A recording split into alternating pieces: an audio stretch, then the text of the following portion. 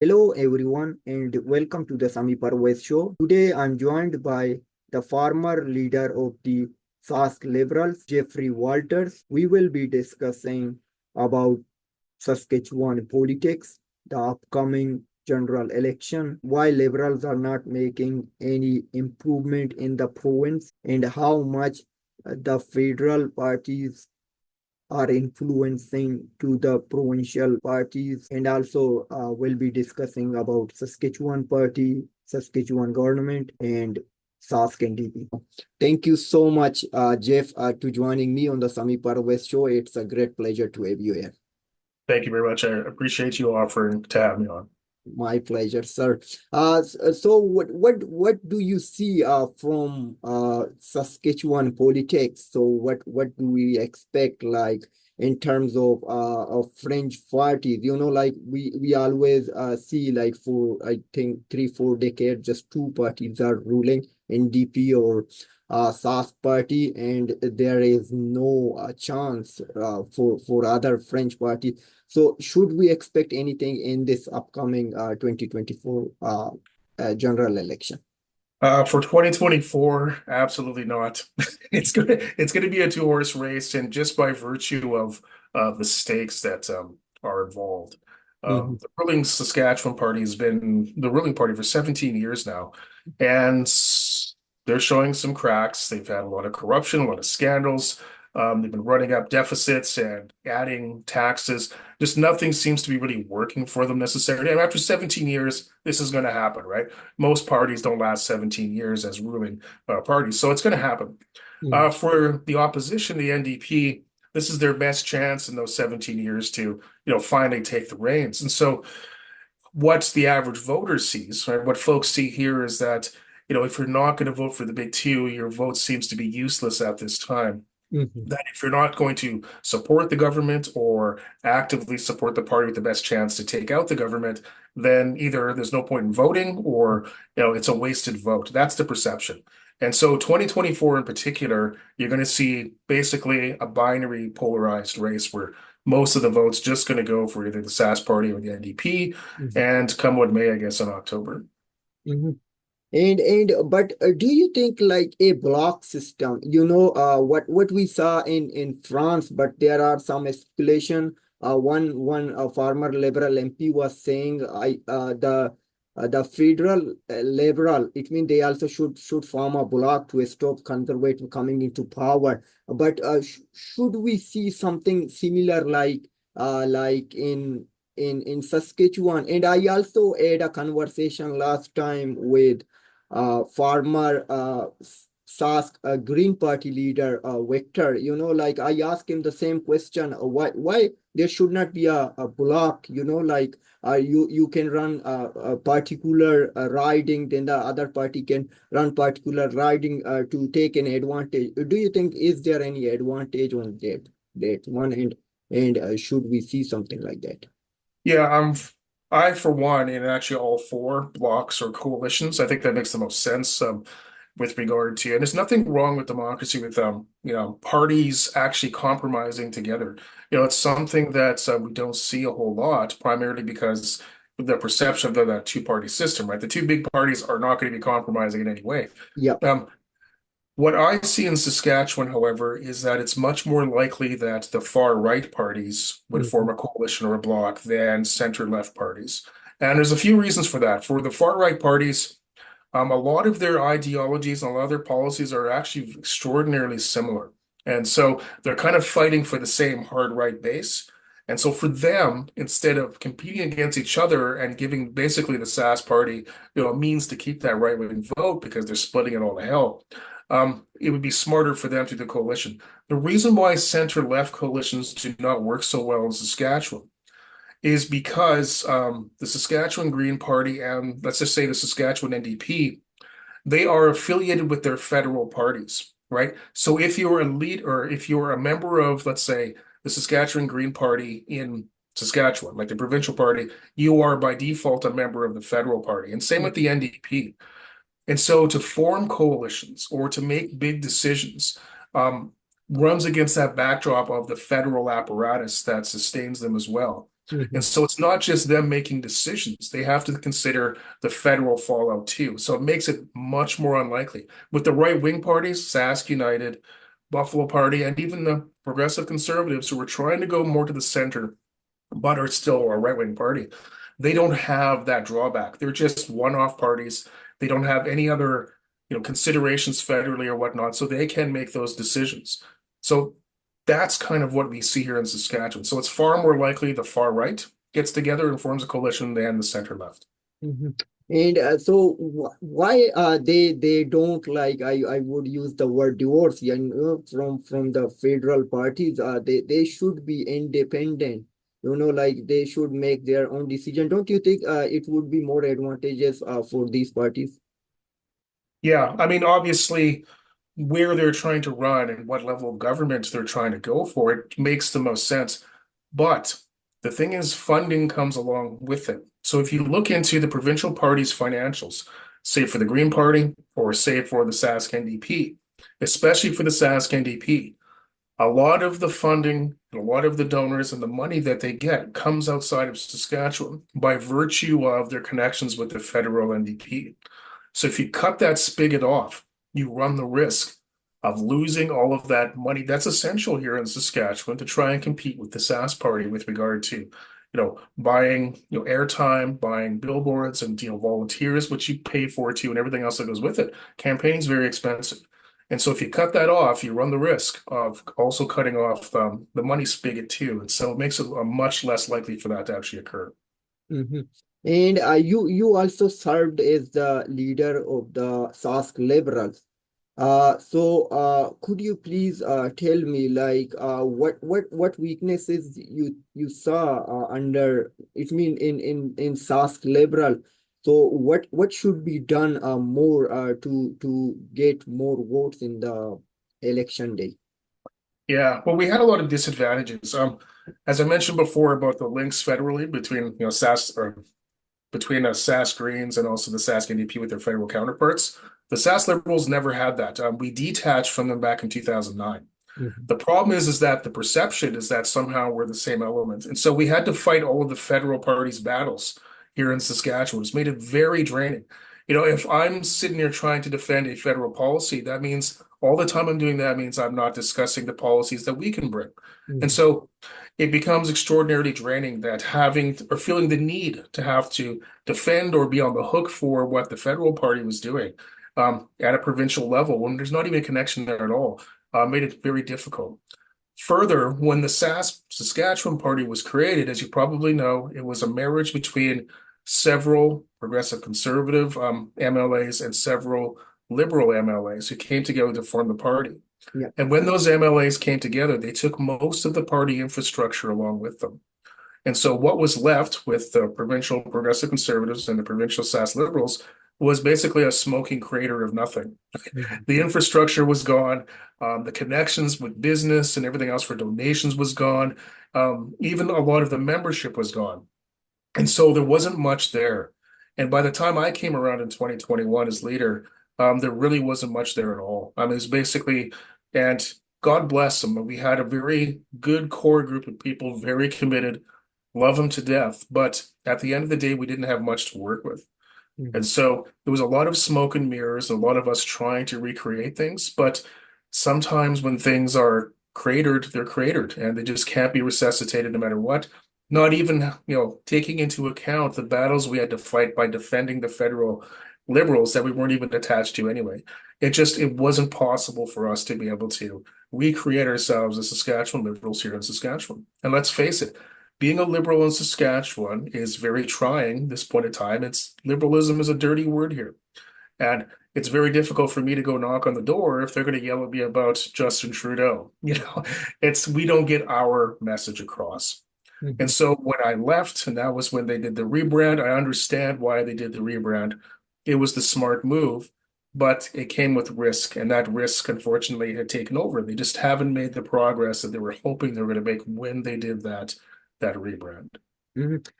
When they did a rebrand, and you are also like member of either like federal liberal or Sask liberal, so what did you support that rebranding? Yes, I supported it, and I was still leader at the time, though I was on my way out, and so I'm on the hook for the process of it happening. Mhm, In my opinion, it's probably was long overdue. It probably should have happened right when all of that liberal infrastructure went to the Sask Party back in 1997. mhm, That would have been the time, but it is what it is, right? People still have aspirations and whatnot of what can be, even though sometimes it's not realistic, and so I support it. But for me personally, after 2.5 years of, you know, having two full-time jobs, I mean, the job of leader, you don't get a paycheck for. yeah. So everything was coming out of my pockets. Mhm, I've got 5 kids or whatnot, and it just wasn't sustainable in the long run because we weren't really making the progress we were hoping we were going to make. And so mhm, for me, I was burned out, broke for the most part, and I really just had to spend time with my kids. And so, I did my duty and I did what I thought was best to help the party move forward. And now it's time for a new generation to step up and take the reins. And that's really what we're kind of waiting for. That really, I don't think is going to happen until after the 2024 election, though, because if, again, as I mentioned, if the Saskatchewan party still maintains power, that means that for all of their advantages to take out a corrupt, crumbling government, the mhm, Sask NDP just couldn't do it. So if it's not now, it's never going to happen. And they're going to have to start rethinking how they're going to approach themselves. And voters are going to have to start thinking, how can we reimagine Saskatchewan politics? Because what we've been doing for the past 17 years, voting one or the other, just isn't working. mhm. And these Saskatchewan party, like they've been holding the power for a long time. But these are the people of Saskatchewan who have given power this particular party. But what is the mind strategy of Saskatchewan people? So why they are always it means they are not all of them, but most of them, they support always like far left parties such as Sask party. So what is the mindset? Is it just because of it's in West, like what we see also in Alberta? Yeah, well, Saskatchewan, much like we would presume, is a very fractured society. All right, we have the two big cities, which is half the population, and then half the population which simply isn't in those two big cities. And so there's very, shall we say, dichotomized culture that's going on between the rural areas and the two big cities. And so what tended to happen was the Sask NDP, when they became the NDP, and you know, I should probably backtrack. Before they were the NDP, they were the Cooperative Commonwealth Federation, the CCF. And the CCF was very, very agrarian, right? Left-wing agrarian populism, borderline socialist.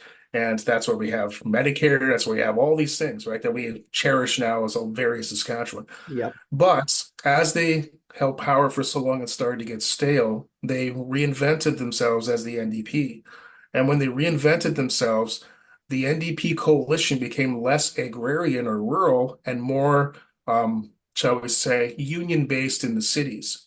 And so what happened was is that their power base shifted into the cities to the detriment of the rural areas. And so what happened is the rural areas over time started to shift more and more right wing as they kind of got abandoned by the NDP. The problem with all that is how our 61 provincial constituencies are broken up. There are more constituencies in the rural areas than there are in the two big cities. And so what the NDP did for themselves unwittingly was made themselves essentially a permanent minority if they couldn't break out of the cities to appeal back to the rural areas, which they just haven't been able to do because of their coalition, of course, with unions and other large city-centered power groups. So all this means is that it's the cities against the rural areas, generally speaking. The Sask Party, because they are more classically right-wing rural populism, and they play a lot to that. They give them a lot of benefits, a lot of breaks, and so they play it to their base. So even if they only get one vote or one seat in the cities or no seat in the two big cities, they can still form a majority government. And that's the problem with Saskatchewan politics. It's been dichotomized between cities and rural areas to the point where, the other parties are not relevant and the other party's strongholds. And so it becomes almost an automatic vote.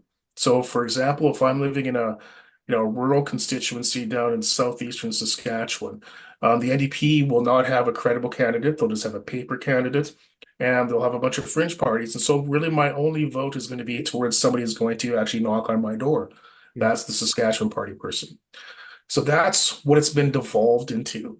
And that's why the NDP just can't get traction because they can't break out of their cities, right? They can't break out of their cities and appeal once again to the rural areas because they kind of ceded that 20 years ago. They've never gotten it back. Mhm. And but can we blame some like party itself? It mean they are not doing enough, or should we blame the Saskatchewan people mindset? You know, like if someone parents or grandparents just voted for Sask party, you know, they just keep voting for them. Is it just that strategy, or it is the failure of more failure to the party? I know you brought up like it means they don't have any strong candidate such as Sask NDP. So what's your take on this? Yeah, I'm not so sure that we can blame anybody necessarily. It's just kind of how it is, and that social structure has not been modernized. So as an example, if you and I were living in a small town in rural Saskatchewan, we probably almost essentially will in fact vote for Saskatchewan Party. It's not because we think that we have to ancestrally, it's not because it's where we live. It's because the rural areas do get some perks with the other provincial governments, right? They get certain tax breaks, they get other certain benefits for living in the area. So why would they vote for another party based out of the cities that just might take all that away from us, as opposed to, that? And then if we're living in the cities and we see the SAS party who, essentially uses the cities as a milk cow to take all that money and throw it in rural areas, you see the problem right there. So people will vote for their interest always, but those interests are not the same if in Saskatoon as opposed to Estevan or whatever the case may be. They're different interests, and the two parties very, very partisanly play to those interests, right? There's no mediating factor or mediating compromise that can happen. There's no entity that can tie the two together. It's been so dichotomized to this point. Mhm. Okay.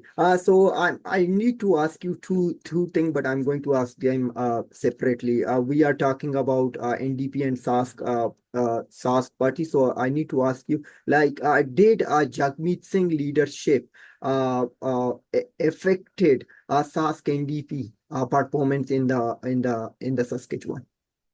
Yeah, I'm not so sure, and I can't speak for the Sask NDP, but my gauge and my how I understand it is Jagmeet Singh plays about as well in Saskatchewan as Justin Trudeau does.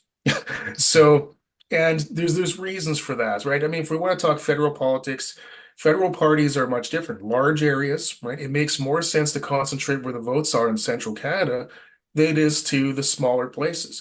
I mean, Saskatchewan and its 14 MPs, they're icing on the cake. They're not the cake itself when it comes to federal politics. And so at the end of the day, they are going to be neglected, like, unless lightning strikes or something like that, or they think they have a chance. But otherwise, federal parties are going to play where they think they're going to get the most votes and win. And so what's happened here in Saskatchewan, because our 14 MPs are conservative, and because it's just the federal conservatives that really, do a lot of media here because they're the MPs, and you have the SAS party that attacks, Singh and Trudeau constantly over years without any pushback from the federal side. um, the right wing has taken over the narrative. The narrative that, the Singhs and the Trudeaus are evil or communists and hate the West, all that kind of stuff. That's the narrative that has been spun here without any pushback for years. And so that's what people tend to think. It's become the dominant narrative. So going back to your question, how do I think the Sask NDP plays with Singh? I think they have to because, as I mentioned before, they're connected, right? The Sask NDP is an appendage of the federal NDP, but they're trying their best, I think, to disassociate themselves from that relationship to try and show that they're different, that they're, province orientated. And so let's say if Singh ever came to Saskatchewan, the Sask NDP would not in any way whatsoever promote it in any way. They would have like a small event of handshaking, and then they might mention it when he's long gone, that type of thing. Mhm. So much like liberals here in Saskatchewan understand that Trudeau doesn't play well. I'm very certain Sask NDP understand that Singh just doesn't play well here. It's not a racial component. It's not because of his culture or anything like that. It's just because in Saskatchewan, as I mentioned, that dominant narrative is dominated by conservatives, and so that just becomes the reality here, for better or worse. Yeah. And but I just need some clarification. So my question is Jagmeet Singh leadership under NDP affected Sask NDP performance in the province? Possibly. I think that at the end of the day, again, I can't speak for them, but at the end of the Yeah. day, I don't think they would have any issues necessarily if if the federal NDP found a new leader. Mm, I think that's probably what they're talking about in the back room. How do they minimize that for 2024 to try and push it away? And you see like our premier, if you can call him that anymore, our premier, even in social media, messaging about that connection between the provincial NDP and of course the Trudeau Liberals and the Jagmeet Singh NDP. They're trying to tie them all together for this one big dirty narrative. mhm, So they're very well informed of how it's playing out here. mhm, And the Sask NDP, I think, would like nothing better than to, hope that that relationship doesn't exist. They can't themselves cut the cord, as I mentioned, but I think their best hope that they think is to try and minimize it as much as they can. mhm. But we have seen some SAS party MLAs also said they are not going to run again, and also Speaker of the House, he also they have some disagreement and he cancelled his membership, like he's also not going to run. Don't you see any revolt within the party? Well, with the Saskatchewan Party, I mean, if you look at their financials, they are basically a private corporation and how they take money, how they invest it or whatnot. And so they have money to burn no matter what happens, right? And so if the premier, for some reason, is bungling around, as we kind of are seeing, and a lot of MLAs are becoming uncomfortable with where their party's headed and they bow out, there's always going to be replacements for it. So you're going to have, pragmatists that come in, very people that are looking for a quick way to power. Those types of people are not necessarily ideological at all. And I can name a few names, but I won't. But they'll come in instead and throw their hat in the ring because who doesn't want to be involved in a hugely corrupt government where you can line your pockets if you own hotels, for example, or just be in that party structure that has millions and millions of dollars that is at your fingertips. So for those with a lot of ambition and a little ideology, it's kind of a no-brainer just to throw your hat in the ring. So there's always going to be replacements for them. Now, what does this mean for the Saskatchewan Party and its veracity to continue? We'll find out this election. But at the end of the day, we've been hearing scandals from them almost day in, day out for 2 years, and yet they're still poised to probably win another majority government. So that should tell you a lot about how those scandals, maybe people are just being desensitized to it by having so many constantly. It just becomes the norm that people get cynical, like all governments are like this or whatever. But the fact remains is, for all of their warts and for all of their problems, they're still poised to win another majority government. Mhm. And but the Sask NDP also has the support of union, but still don't make any impact. So could you please just analyze or just tell me like what is the reason, despite it mean they will get more attraction of workers? Yeah, well, just asking DP, I mean, and again, I don't want to pile on them or anything like that. I mean, I'm not them, so I'm Mhm. just speaking from my own personal observations. Yeah. They appear to me to be kind of stuck in the late 1990s, early 2000s mode of campaigning. And what this means is they try very traditional things, follow very traditional patterns in how they're going forward, and they don't want to rock the boat or take risks. And the problem with all that is that this is 2024. And if you're not going to take some risks or fully engage in, let's say, social media, for example, having a proper social media campaign or whatever it takes, if you're going to go back to the same old from the people who are obviously making the decisions in the back room are still the same old from the Romano era, right? You're going to have some problems because it's not the 1990s anymore. And so, for example, and again, this is just me talking. I don't represent anybody here, but for example, NDP leader Carla Beck just yesterday came out with, obviously it's before Labor Day, so they're going to start bringing out their policy finally. And her big thing was, I'm going to sign this contract, no new taxes. And then she signs this contract and then they displayed it. And I'm thinking, you know what? I remember George Herbert Walker Bush doing the exact same thing in 1980 or 1988. And if you're using the same tactics as 1988, maybe you need to start rethinking on how you're approaching things. So they do the Herbert Walker Bush when if you're following the Kamala Harris campaign, which is very modern, and Mm, how they're doing things, that's how you do things in 2024, mm, right? It doesn't have to cost a whole lot of money necessarily, right? You don't have to have the millions that the Sask party has. You just have to use it effectively.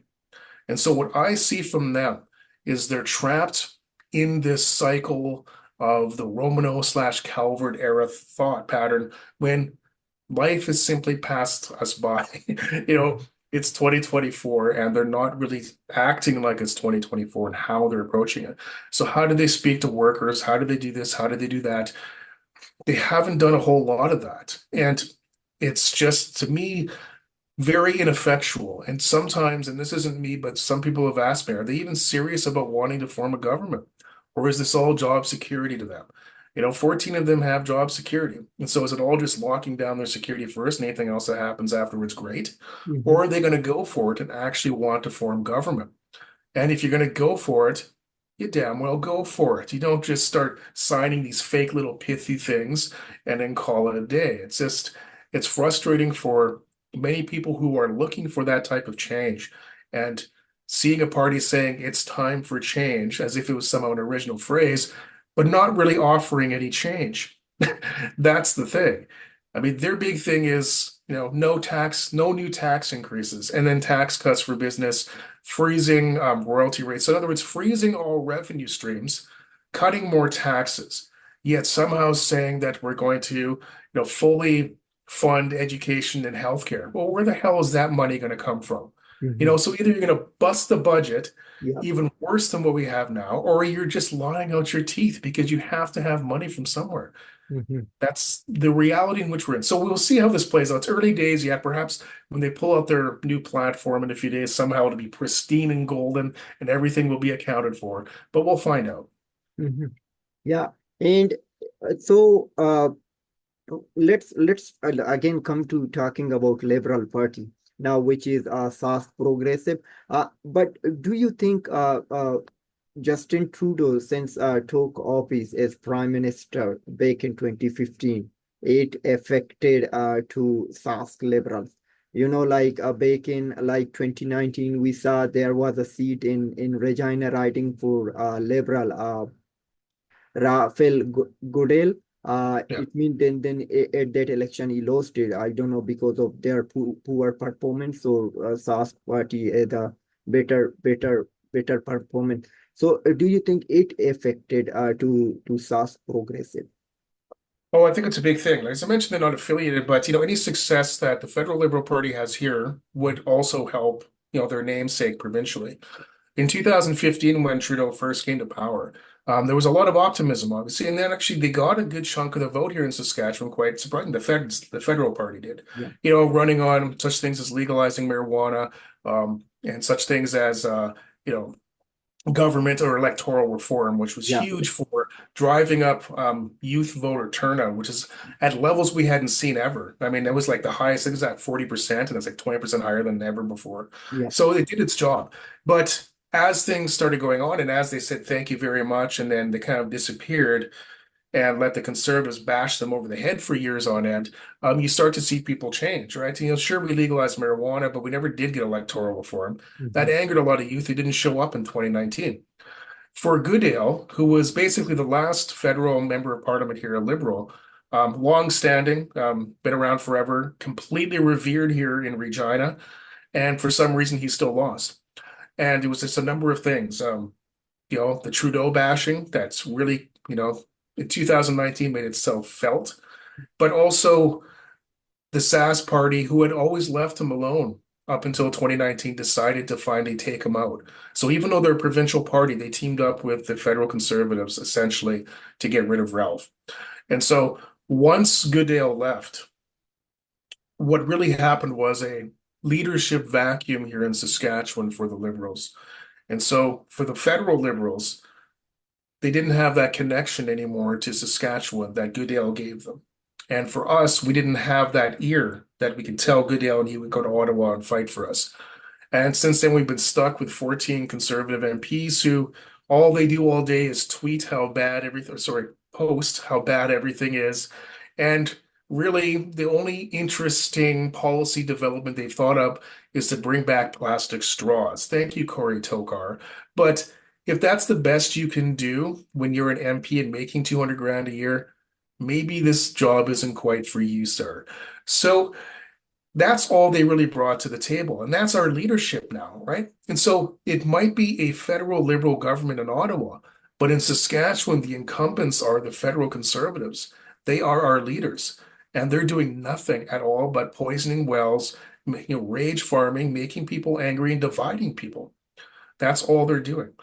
And so for me personally, in the 2025 election next coming up next year federally, I think that even if the Trudeau government falls in Ottawa, we would still best be served to have at least one sitting Liberal MP here in Saskatchewan as a representative to break um, that cycle of just having conservatives here, have that fresh voice to go to Ottawa in opposition if need be, and represent that side of Saskatchewan that's being completely neglected. Right? To me, it's extraordinarily important. Now, what did this all mean for Sask Liberals and now Sask Progress, which was your question? When times are good, they tended to do very well. So in 2015, when there was a federal Liberal government, everybody was happy with Trudeau.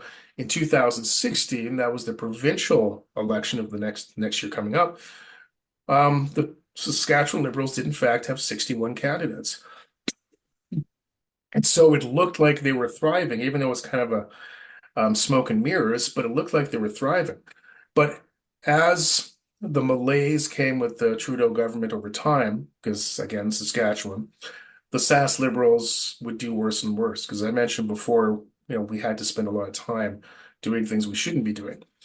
And so when it came to a head in 2021, when I took over, the peak, and that was during COVID, and everybody hated the mandates, and Trudeau now became like a fascist, dictator where the WEF and WHO somehow dictate everything to him now. All that conspiracy crap. That was kind of like peak hatred of Trudeau. And there was just no turning back from them because as soon as you mentioned liberal, that's all people thought, and it was just shut off. And there was just no connection anyway whatsoever. So them being Sask Progress now detached from it, at least they have a chance not to have that being guilty by association here in Saskatchewan. So with the proper leadership, with a little bit of drive and a little bit of ingenuity and effort, they can build something. They really can build something if the will is there. And that's really all we can ask for at this time. Mhm.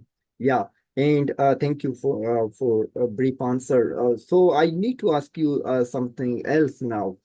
So we have seen like BC conservative, suddenly a big boost and good numbers, and then BC United leader Kevin Falcon, he suspended his party campaign, and conservative leader John Rustard, like once he was kicked out from the caucus from BC United, but then he formed he then joined BC Conservative, and now they are very strong, and the where he was kicked out, that party leader suspended their campaign to support this party. So so can we see something like this in Saskatchewan? Like is it because of leadership, or it is because like people are sick of a governing party such as BC and DP? Yeah, it's a number of things, and sometimes we get into the trap of what works somewhere doesn't necessarily translate to what works somewhere else. Especially politics. We're talking provincial politics. They're very provincial specific. Mhm. So in BC United's case, when they used to be the BC Liberals, Yeah. they were liberals in name only. They were basically the conservative party of BC. Mhm. And once again that Trudeau bad things started happening, um, they weren't really attached or affiliated with the Trudeau Liberals in any way. They had the same issue. It's like, well, this name is dragging us down, and we don't need this name. All we need is to keep our base because we're basically conservatives anyway. So since the conservative name was already taken by a far right group, they had to change their name to something else. So they chose BC United, and that gamble that once they strip away the liberals, people would have no reason not to vote for them. Well, that didn't turn out because once that happened, a lot of BC liberals simply just said, well, if we're conservatives, let's just go to the Conservative Party. And so that kind of happened to them. And so what Falcon did was he took the gamble, took the risk, threw the dice, and came up snake eyes. And so what happened is all that structure, the people just started going to the real Conservative Party, and they're left with a smoking crater. Once again, it's a liberal thing, I guess, out in the West, the smoking crater analogy. But the fact remains is that that's their reality. And so for them just to suspend campaigning, I mean, they didn't really have anywhere else to go anyways, because apparently, as far as what I've been reading, all of their war chest was gone. They're broke. They don't have enough candidates for all the places. And so at the end of the day, there wasn't really much of a risk to suspend and then pretend that you're going to support somebody else in some kind of unity thing. It's kind of like a last ditch gamble to try and keep some type of a strong face on a horrible situation, I guess. For Saskatchewan, it's a little bit different because who really is going to do that when you have a two-party system? Right. So in the BC Liberal case, they, in fact, were holding a bunch of seats. So they had something that they can offer. Here, the only two parties that basically hold seats are the NDP and the Sask Party. Nadine Wilson, the only reason why she has a seat is because she was Sask Party. So she never actually won her seat as a Sask United. Mhm. So at the end of the day, no other fringe parties have anything to offer for that type of arrangement. Right. And when you're part of the big two and know that the other parties have little to offer, there's little need for them to entertain any possibility of doing it because it doesn't really benefit them necessarily. So you're not really going to see that here. I mean, you're going to be bamboozled a lot here in Saskatchewan by certain right-wing parties that actually have a bit of cash, like Sask United stuff, to make it pretend that they're bigger than they actually are, which they're not. They just have some money, right? You're going to have this back and forth, but the proof is in the pudding, and that pudding shows that there's only two power brokers here, and everybody else is just a small nuisance. Unlike BC, where there was three viable parties at that given time, right? So some type of arrangement would make sense. Here, if you're part of the big two, those arrangements just don't make sense. And but near future, do you think or do you predict, like you are also a lecturer at uh Regina University, please correct me, as a political science lecturer. So what do you see like is it mean what do you predict near future? Should we see something like what happened in British Columbia? We will see it in Saskatchewan. No, I don't see that at all. What I see, the only thing that would even come close to it would be if, let's say, two parties from the far right or even three decide that they're going to do some type of coalition thing. But it's not because are in strong positions. It's because all three of them or all two of them are in just very weak positions, which means that they don't have none of them. Like none of those parties have enough for all 61 candidates for all constituencies. Not going to happen, right? And so at the end of the day, if they pool their resources and say, we've got 12 candidates for these areas, you got 12 for those areas, why not, just have some type of coalition so we don't step on each other's toes. That's a bit different than what's happening in BC. What's happening in BC is basically an acknowledgement that BC United can't go on its own. And so it's basically absorbing into the Conservative Party proper, where it kind of came from anyway, right? So it's a little bit of a different thing. Um, at the end of the day, here in 2024, it's very unlikely you're going to see any other party aside from the Saskatchewan Party or the NDP win a seat. Very unlikely. No matter what any other party says or what they think their chances are, or anything like that, my prediction is simply that it's just the big two that are going to win seats, and everybody else is going to be locked out.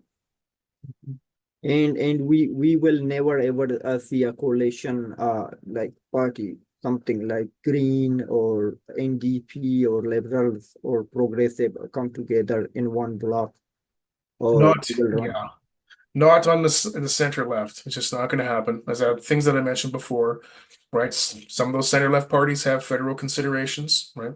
And it's just it's too much of an ask for too little of a payoff for them. The NDP doesn't need or want it. And the Greens, let's say, and Sask Progress, they just don't offer enough where they have federal considerations. It's just not going to happen. So it's more likely to happen on the right. But again, its impact is going to be minimal, very minimal, at least for 2024, right? What happens after that, you know, SAS politics could be completely changed after that once reality starts to set in. But until then, this is 2024 is basically, I get a dichotomy election, one or the other. That's just what it's going to be. Mhm.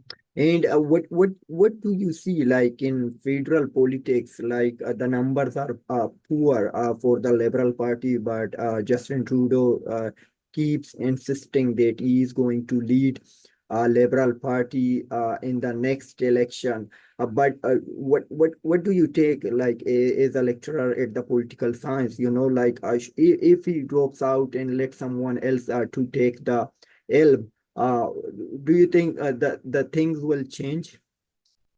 It'll be interesting. I mean, what we saw, of course, in the United States, right? As soon as they changed they swapped out the old man for the young woman, and all of a Yeah, sudden, they're going to win the election. yeah. So there's something to be said about that, but I think it's a little bit different here. Um, One, it's September, so it's not even going to be if there's no snap election, right? So if Mm, the next budget in spring doesn't, trigger another election, which it probably won't, the election's not until next November. yeah. And so it's a long time in politics, right?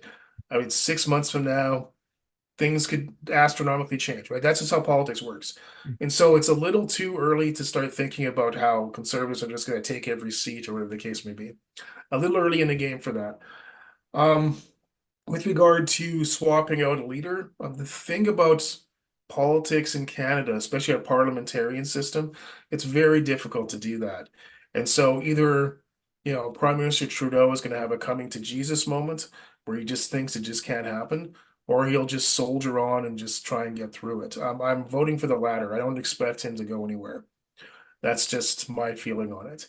Now, what does this mean for 2025 and the federal election in Saskatchewan?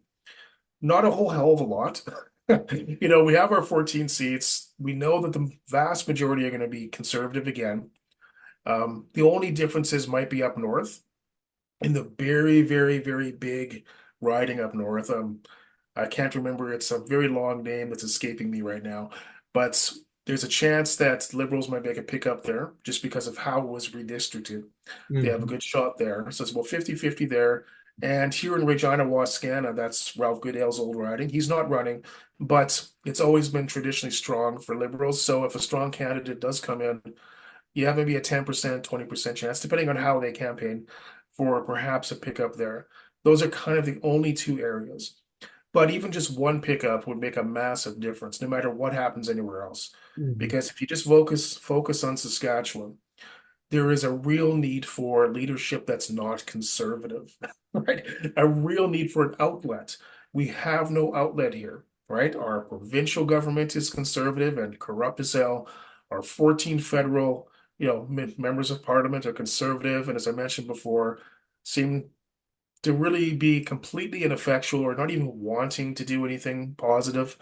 So there's no real outlet for people. So even just that one person would make so much of a difference here. So we'll see what happens. But I think that for Saskatchewan, we should just probably ignore what's going on everywhere else and just concentrate on what we think is best here, right? Don't get sucked into all the crap that's going on in the rest of Canada. Just make it very local and say, do you want this person who's your MP, who's anti-abortion, who, doesn't do anything for you and all they do is scream about Trudeau being the devil? Or do you want somebody who's actually going to work for you? Those are your options. Which one do you want? And I think that if you portray it that way to the people of Saskatchewan, particularly in those two areas as I talked about, you got a fighting chance. Mhm. And but I'm sorry, like I'm going to repeat my question again in a different way. But Yep. do you think it would make any impact in the next election, especially in Saskatchewan, as we are talking about Saskatchewan, for to that Liberal could gain some seats if they would change their leader? I think that it might add a possibility of maybe 2 or 3%. So if it's 50-50 up in the north, the one constituency up north, it makes it maybe 55% likely. In Regina, Wascana right now, if the election would happen right now, that's maybe 15 or 20%, maybe. It wouldn't make a whole lot. It would definitely help. It wouldn't hinder necessarily. I mean, no liberal is going to be knocking on doors in Saskatchewan holding a Team Trudeau bag and Mhm. say, "Hi, I'm Bob Smith on behalf of Justin Trudeau." That's just not going to happen here in Saskatchewan. I'm sorry. Like, it's just not. So it's kind of out of the mind anyway. I mean, let's say a Mark Carney or somebody more centrist came in. I don't, at this moment in time, it probably wouldn't make that much of a difference. Maybe within a few years. The biggest thing that would make a difference here is just trying to reclaim some of that narrative back that we've ceded for so long, right? Instead of having the conservatives have their own way with what they say is news, what the narrative is, what we should be focusing on, who's bad, who's evil, who's a tool of the WEF or whatever the hell, right? We need something that counteracts that, that gives people a different perspective. That's more important to me than just swapping out a leader who's in Ottawa, which doesn't have much of an effect here at all. Mhm. And I need to ask you, like I always ask my guest regarding this. Do you think mainstream media is playing a critical role to giving these major parties a boost? Like it means they will get more highlights than the French party. I don't think the Sask Progressive would see them in the news as compare what we always see like Sask party. So do you think it means this would be the narrative like why they are being more highlighted in the polls they will get more numbers or more votes. Yeah, and you're right. I mean, it's how media works. And it was explained to me by um, famed right here, which I'll choose to remain nameless. He said it's nothing personal, but when it comes to news, chances are, no matter how many press releases you send me, I'm just not going to use it, unless something happens. Mhm, And so I think what it works out is that media, especially mainstream media, they use what they're given and what they think is important. And it's been pared back so much. I mean, reporters here are almost non-existent in Saskatchewan anymore. mhm, And so what happens is that they get a news item from the government, they'll post it. If they get a news item from the opposition, they'll post it, and then they're out of space. So yeah. there you go. Mhm, Done. When I was leader, we had, news releases and press releases, every few days. And very rarely would it ever make into the news cycle in any way whatsoever. That's just how the mainstream news works. Now, this is 2024, and mainstream media, especially here in Saskatchewan, is virtually non-existent mhm, anymore. yeah, Most of them, even them, are now just became posters in social media, right? They just cross-post all their crap in social media and call it a day. yeah. And so my argument is that mainstream media is going to do what they're going to do. Focus on social media because if it becomes more on social media, then mainstream will catch on anyways, because that's where they are. Mhm, And mainstream or social media rather is nothing more than effort, timing, and cultivating a base. That's kind of how social media works. And that's your best bet. And that's where the federal liberals have failed exponentially. They basically cut off their social media and the presumption that it didn't matter. Well, guess what? The vast majority of people get their news from social media when they're scrolling through their news feed. They're not getting it at the 6 o'clock news with their TV trays, with their dog on one side and their son on the other side watching TV anymore. Again, this isn't 1999. mhm, This is 2024. And so anybody can compete in that particular way if they can come up with a proper strategic strategy. That sounds redundant, but a strategic plan to work through social media. That's where real news is going to live or die. The only bad part about it is that it's not regulated, so we're in kind of a post-truth world where nobody really knows what's true or not anymore. It just happens to be in their newsfeed, Mhm. and people take advantage of that necessarily. But at the end of the day, that's where we get our news. I mean, let's just be honest about that, and that's where it is. So mainstream media, best of luck to you. You know, chef's kiss, but you're not doing much for anybody anymore, and that's just reality. Mhm. And sorry, I'm taking too long, but we will come to conclusion. We just need to talk about this upcoming by-election, which federal by-election, which in Montreal, in Winnipeg, but the more attention is in Montreal, like which is a safe riding for the liberals, and I know you are fully aware about the longest ballot committee campaign. They are willing for the electoral reform, which Justin Trudeau promised back in 2015, but it never happened because many folks said that Trudeau was advised if you are going to make an electoral reform, you cannot Yeah. make a majority again. Like this politician does not want to make any change. But how do you see this longest ballot committee campaign? Do you think it is making any impact to the elected officials, or they are forcing to the elected official to do something, because we are not hearing anything from these officials other than in the news?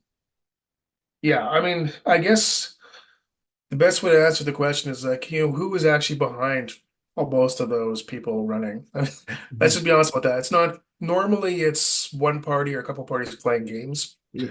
They'll just sign up a bunch of people randomly. By-elections in and of themselves are not the best gauge as to voter intention because they're usually low turnout. Yeah.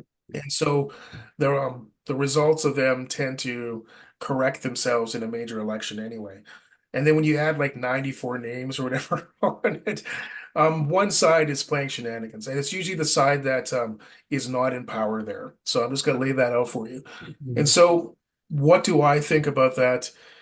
There's probably should be a filter necessarily or have some type of standard to be able to actually sign up, whether Mhm. that be number of signatures on the application or even just a small fee necessarily that happens to be let's say a deposits to go in some type of safeguard so you don't have this. Mhm. Because for me personally, and it actually angers me, this happens in a lot in the States too, when they play games like this in order to try and game their system.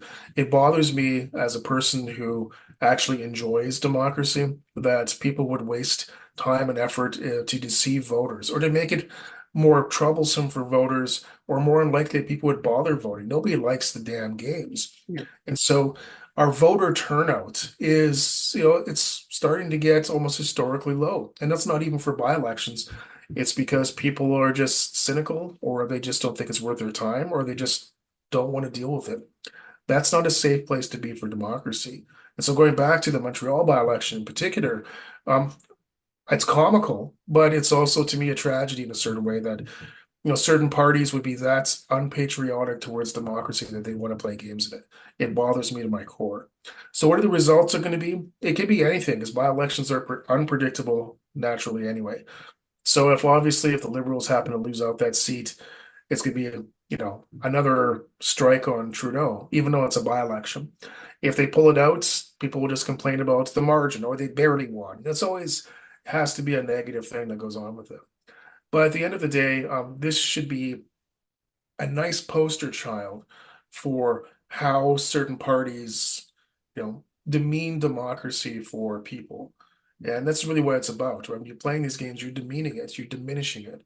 And every time they diminish it, it makes it, you know, less likely that it can be a long-term solution, and more likely that at some points people are just going to say the hell of it, and perhaps one day democracy just might disappear, right? You diminish something enough, and an outcome like that is not always impossible. Mhm. Okay, thank you. And but like, do you think if liberal would lose in Montreal, which is a safe riding for liberals since 2015 they had it, will it time? will it be the time for Justin Trudeau to step down? I'm sure a lot of people think that way, but it's one thing that I've noticed is that most of the people, most of the entities, most of the influencers that are pushing for Trudeau to step down are federal conservative entities, federal conservative MPs, federal conservative party members, conservative news outlets. It's like they're trying to push a narrative to make something inevitable. And at the end of the day, that gives me a little bit of pause. It's like, if they're pushing so hard for this, what's the real reason? It's not that they want to have the Liberal Party be better, they're the enemy. So, what is their real agenda doing all that kind of stuff? Is it for some reason what they see in polling? Maybe it's not what it seems. Maybe Trudeau is stronger than they think, so they're trying to take him out. Or do they think that it's going to fracture the party more if they do it? I mean, their intentions are not to make the Liberal Party stronger. Their intention is to try and diminish it. So that always gives me pause. So going back to the by-election, if the Liberals lose the seat, yeah, it's not going to look good. In fact, it looks bad. But at the end of the day, it's a by-election, right? Low turnout by-election that's already been, it had games played with it to make it more ridiculous. It might not be the best gauge necessarily of a prime minister of all people stepping down, right? No matter what conservative influencers want to have you think. Okay, thank you so much. And would you like to share a message to the people of Saskatchewan as the former Sask Liberal Party for this upcoming by-election? Yeah, I'd actually just say, as a federal liberal now, as Okay, a federal liberal now, don't be afraid of, thinking outside the box. And at a certain time, we are going to have a movement that will, in fact, shake up the conservative hold on this province. That's just reality. Politics are always cyclical. Just keep the faith and don't lose hope. And at the end of the day, just be part of a movement to try and help it, especially here in Regina, Wascana, for Regina people. Just keep the faith. And when the time comes, help us make that change so that we can have proper representation once again. I promise you that if a liberal wins in Regina, Wascana, the last thing we're going to do is try and bring back plastic straws and think that somehow it's an awesome thing, and we're not going to take away your right to choose. And we're not going to take away the right for you to call whatever name you want your name to be. We're not going to do that. And so at the end of the day, there's always, hope in the future. Don't get too down on yourself because at a certain time the sun will rise again. Things are cyclical and we'll get our shot once again. So just keep the faith. okay. Thank you so much, Mr. Walters. It was a great discussion with you and lots of information you shared, and also with respect to Saskatchewan. Hopefully, see you again on the Sami Parvez show. No, thank you very much. I really do appreciate it. And yeah, Thank perhaps again, maybe after the election or whatever the case may be, and we'll go from there. But yeah, thank you so much for inviting me and putting up with me. Yeah, my pleasure. Thank you, and thank you so much.